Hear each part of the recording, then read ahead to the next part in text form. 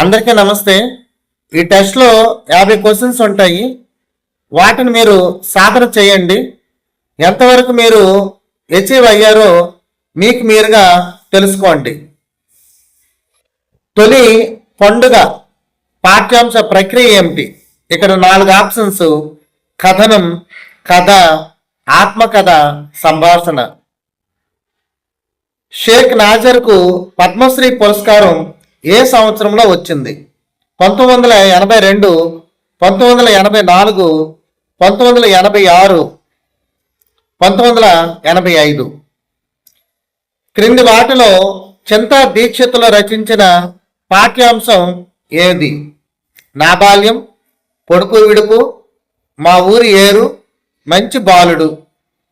మేమే మేకపిల్ల పాఠ్యాంశంలోని సందర్భాలు వరుస క్రమంలో: నీరు, గాలి, వంటవాడు, మంట. మంట, గాలి, నీరు, వంటవాడు. నీరు, గాలి, మంట, వంటవాడు. నీరు, మంట, గాలి, వంటవాడు. కమలాప్తుడు అనగా అర్థం ఏమిటి? బ్రహ్మ, సూర్యుడు, చంద్రుడు, విష్ణువు. క్రింది వాటిలో కచ్చిక పదాన్ని గుర్తించండి: ముత్యము, పక్షి, కవి, మేకపిల్ల.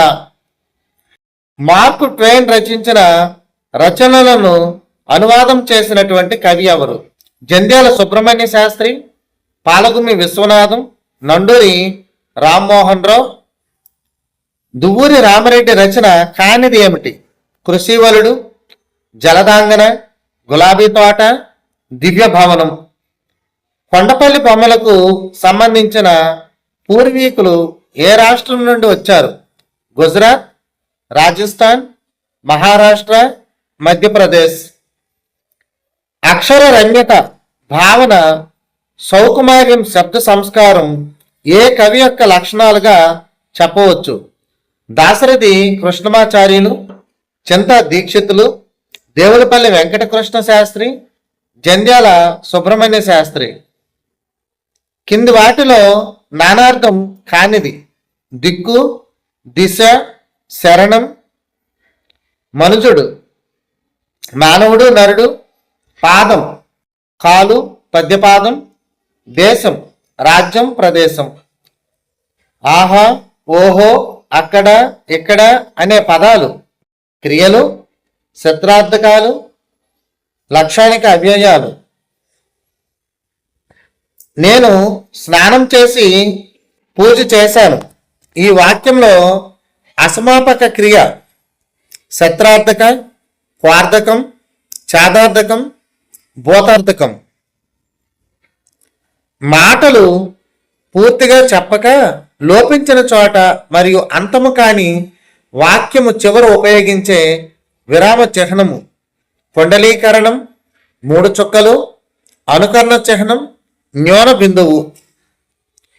లే మొగ్గ, తరంగిణి, గేయం, మంజరి రచనలు ఏ కవి యొక్క రచనలు? కందుకూరి రామభద్రరావు, జంధ్యాల పాపయ్య శాస్త్రి, పాలగుమి విశ్వనాథం, మధురాంతకం రాజారాం. ప్యారయ్య అనే పాత్ర ఉన్న పాఠ్యాంశం: మా ఊరి ఏరు, మర్యాద చేద్దాం, మంచి బాలుడు, తొలి పండుగ. జైవిక వ్యక్తి మానవత్వం గల వ్యక్తిగా మారే ప్రక్రియ: శారీరక వికాసం, జీవ వికాసం, సాంఘిక వికాసం. ఉత్సాహపూరిత తరగతి గది లక్షణం కానిది: పిల్లలు కృత్యాలు, ప్రయోగాలు చేస్తూ ఉంటారు.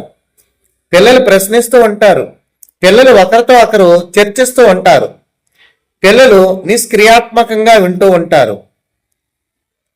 వికాసం నియమాలకు సంబంధించి క్రింది వానిలో సరి కానిది: వికాసం సంచితమైనది. వికాసం ఒక పరస్పర చర్య. వికాసం సాధారణ దిశ వైపు అవిచ్ఛిన్నంగా సాగుతుంది. వికాసం ఒక ఖచ్చితమైన దిశగా సాగుతుంది. ప్రయోగానికి ఆటంకం కలిగించే చరం: స్వతంత్ర, పరతంత్ర, జోక్య, ఏక. మనోవిజ్ఞాన శాస్త్రవేత్తల అభిప్రాయం ప్రకారం ముఠా వయస్సు యవనారంభ దశ, శైశవ దశ, కౌమార దశ, ఉత్తర బాల్య దశ. ఎలిజబెత్ హెర్లాక్ ప్రకారం మధ్య వయసు 30 నుండి 60 సంవత్సరాలు, 20 నుండి 60 సంవత్సరాలు, 40 నుండి 60 సంవత్సరాలు. శిశు వికాసం యొక్క ఖచ్చితమైన దిశ శిరస్సు నుండి శరీర భాగాలకు, శరీర భాగాల నుండి దేహ మధ్యస్థానికి, శరీర భాగాల నుండి శిరస్సుకు, దేహ మస్తిష్కం నుండి శరీర భాగాలకు, శిరస్సు నుండి పాదాభిముఖం, శరీర కేంద్రం నుండి శరీర భాగాలకు, శిరస్సు నుండి దేహ మధ్యస్థానికి మరియు పాదాల నుండి శరీర భాగాలకు. సెంచరీస్ ఆఫ్ చైల్డ్హుడ్ రచయిత ఎవరు? Philip Aries, McMillan, John Locke, Radke. ప్రయోగంలో ప్రయోగ స్థితికి లోనయ్యేటటువంటి సమూహం నియంత్రిత సమూహం, ప్రయోగ సమూహం, ఏక సమూహం, భ్రమణ సమూహం. ఈ 25 ప్రశ్నల యొక్క ఆన్సర్లతోని మీరు సరి చూసుకోండి. మీరు ఎంతవరకు అచీవ్ అయ్యారో మీకు ఒక అవగాహన అనేది వస్తుంది. 1వ దాని ఆన్సర్ కథనం, 2వది 1986, 3వది పొడుపు విడుపు, 4వది నీరు మంట గాలి వంటవాడు, 5వది సూర్యుడు, 6వది ముత్యము, 7 నండూరి రామ్మోహన్ రావు, 8 దివ్య భవనం, 9 రాజస్థాన్, 10 దేవులపల్లి వెంకటకృష్ణ శాస్త్రి, 11 మనుజుడు మానవుడు నరుడు, 12 ప్రతిపాదోక్త అవ్యయాలు, 13 క్వార్థకం, 14 మూడు చుక్కలు, 15 కందుకూరి రామభద్రరావు, 16 మర్యాద చేద్దాం, 17 సాంఘిక వికాసం, 18 పిల్లలు నిష్క్రియాత్మకంగా వింటూ ఉంటారు, 19 వికాసం సాధారణ దిశ వైపు అవిచ్ఛిన్నంగా సాగుతుంది, 20 జోక్య, 21 ఉత్తర బాల్య దశ, 22 40 నుంచి 60 సంవత్సరాలు, 23 శిరస్సు నుండి పాదాభిముఖం, శరీర కేంద్రం నుండి శరీర భాగాలకు, 24 ఫిలిప్ ఏరిస్, 25 ప్రయోగ సమూహం. ధన్యవాదాలు.